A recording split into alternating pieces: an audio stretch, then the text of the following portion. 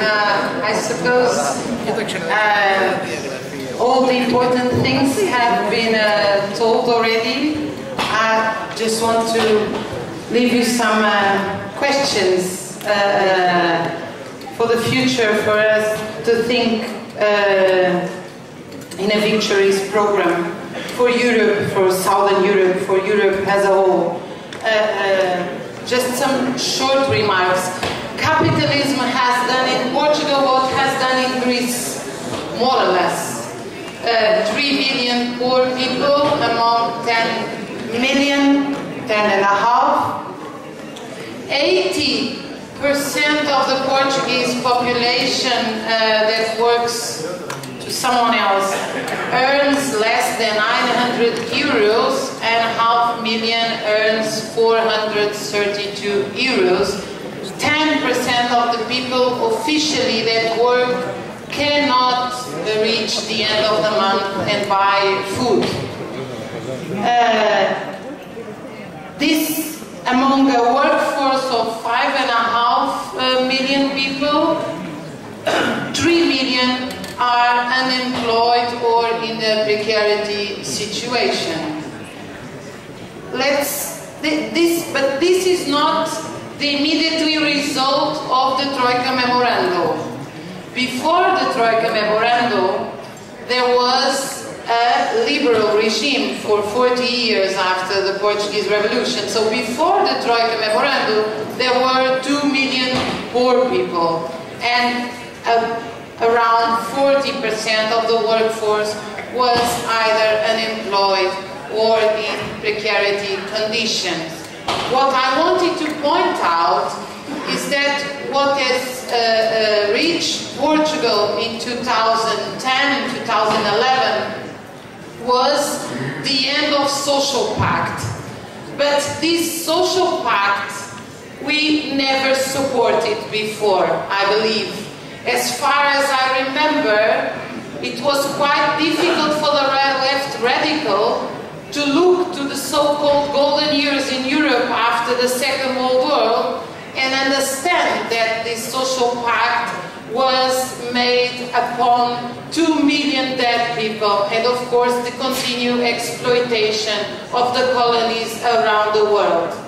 The Portuguese have lived in the last 20 years or 30 years in a very peculiar situation that is basically the old people that were coming from labor relations set up during the Portuguese Revolution. They kept their rights, but their daughters and sons don't know what is a labor contract and the proper salaries since the beginning of the 90s. Because since the beginning of the 90s, there was a massive precarization of the labor force, which was supported by 3 things, which were very dangerous and led us to this actual situation.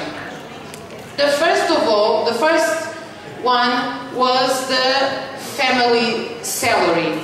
The fathers and mothers continued to pay for their kids to stay at home until 30, 35 because their salaries didn't allow them to go out of home. And I'm telling you, made upon correct statistics, the main income of the unemployed youth is parents, is not social assistance. We have a huge family welfare state that has supported this precarity. And the other 2 things are also very dangerous. One was a massive negotiation with the unions to do pre-retirement to older people and substitute them by precarious jobs. And the other one was a massive construction of an assistance program, which was confused sometimes by us, by mistake, with welfare state. Welfare state means everybody has health or education. Social assistance are programs to manage workforce, to put constantly workforce in an employed or precarious situation, and they have access access to minimum income, to unemployment subsidies, and to other subsidies. This has allowed to reach a situation that we live today. 3 million people in Portugal are unemployed or precarious. So it was quite easy for the Troika and the Portuguese government to say to their parents, we are going to cut your salaries, we are going to cut your pensions, because we have 1,400,000 people desperate to work without a job. I would like to leave you this remark because we have to look to our past in order to don't repeat our mistakes in the future. The social pact has finished in Portugal. I suppose it has finished in all Southern Europe, and this is not a bad news.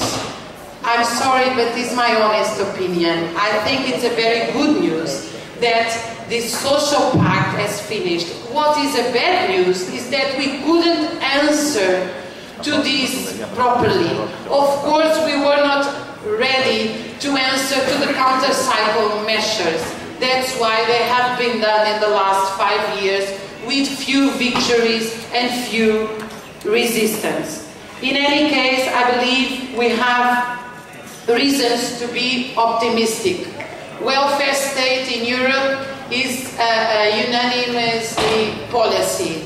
And it was an absolutely reformist policy 50 years ago that now looks a revolutionary policy. And maybe it is a revolutionary transition policy to defend absolutely the welfare state and social security. I would say that even the conservatives, or not the leaderships, but certainly the people that vote, defend the welfare state in Europe. For the common European citizen, to defend a public health service, a national education service, a social security is common, and this is among the average conscience of Europeans.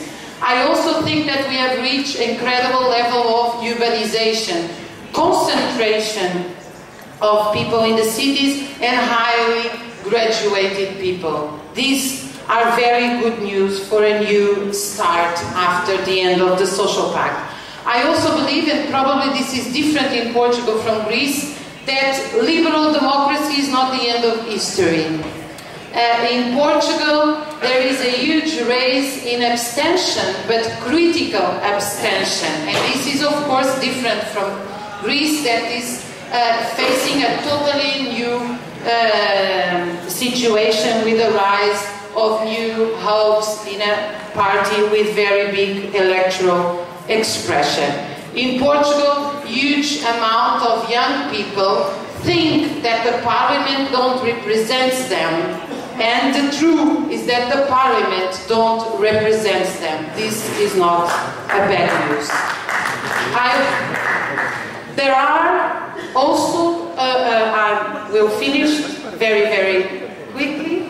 We are in a very defensive situation, but we didn't face a historical defeat until now. I think this is clear for all Europeans, and although we see the young people, at least in Portugal, less organized, I would say very deeply touched by individualism, we also see that they don't have the defects of bureaucratization. This is also a good news. Of course, we have the bad news. The bad news is lack of organization. Lack of organization in Portugal, not the case in Greece, I suppose, in parties, unions, local committees. I will share this with you because it's a worry I have about how to organize this ourselves in this crisis, is that people somehow during these 40 years lose their ability to fight. Not to fight in big demonstrations, but to fight in a very structural way. So it's very common in Portugal that a strike is called in the television. And then the unions say, oh, we have a terrible Portuguese people, they don't do strike. Because they don't do pickets, they don't do assemblies before the strike. They don't mobilize people. They don't organize funds to support the people that earn less, collective or solidarity funds. So they just call the strike in the television, and then they are very astonished because people didn't make strike. It happens the same. I have been, because I'm a labor historian, so I attend a lots of workers' meetings, not in a militant sense. I have been in one of the main transport areas in Lisbon, and they have done a strike, and they didn't have a paper to show to the journalists what were their demands. That simply has this. We have a scientists' union offering the scientists in Portugal help in a juridical process. And then we ask to the unions, but do you organize scientists that do not have a contract they receive as a grant? And the unions answered, no, we don't organize people that get the grant. Well, the majority of the scientists in Portugal nowadays, under 40 years, receive with a grant, not with a contract. We have huge, we really have to learn again how to organize people in their labor places. I think this is not impossible at all, but we have to do it. Last year, I will finish now, I was here with the leader of the Dock Workers Union in Portugal. They have been 2 years in strike. He made a speech in Patillon University, if some of you remember. They were in strike, and in February, the International Dock Workers Council has done a 2 hours solidarity strike with the Portuguese unions against precarious jobs. Our main argument when there were big discussions among dog workers was that if precarity was done in Portugal, was very easy to transfer the ships from Valencia in Spain to Portugal, and then they will destroy the Valencia salaries and then the French salaries.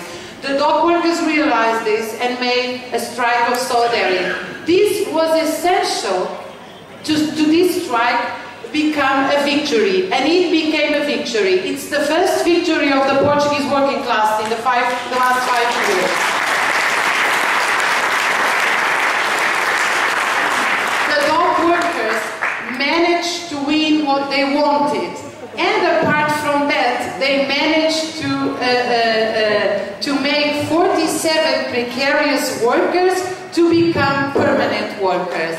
This is a great example I want to share with you. I just want to say that I totally agree with remarks of Eric Toussaint about the debt.